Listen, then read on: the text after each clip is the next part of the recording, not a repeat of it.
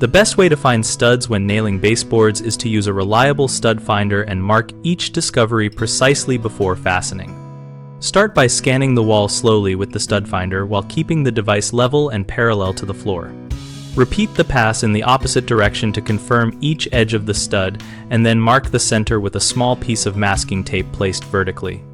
If you do not have a stud finder, tap the wall lightly with a knuckle to listen for a solid sound change and measure upward from baseboard height to locate common stud spacing of 16 inches on center, remembering to account for corners or windows where spacing may differ. When the stud center is marked, use a small drill bit to make a shallow pilot hole through the baseboard to verify solid wood behind the drywall before nailing. Choose finish nails or a pneumatic brad nailer sized to penetrate the baseboard and enter at least 1 inch into the stud for secure anchoring while avoiding wiring by keeping nails centered on the stud.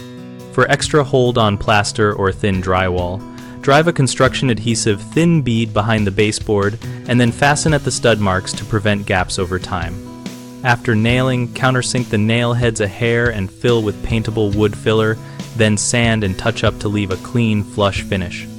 Common mistakes include relying on a single quick pass with the stud finder, which can misread metal pipes or wiring. Solve this by doing at least 2 perpendicular scans and verifying with a shallow test hole. Another issue is assuming studs are exactly 16 inches apart everywhere. Check by measuring from verified studs and account for framing changes around doors and windows. A third problem is driving nails without pilot holes, which can split thin or soft trim. Prevent splitting by drilling small pilot holes and using the correct nail length so at least 1 inch of nail embeds in the stud. BigHomeProjects.com helps homeowners find local contractors by providing a searchable platform that connects projects to professionals and lets us post project details and get responses from nearby tradespeople.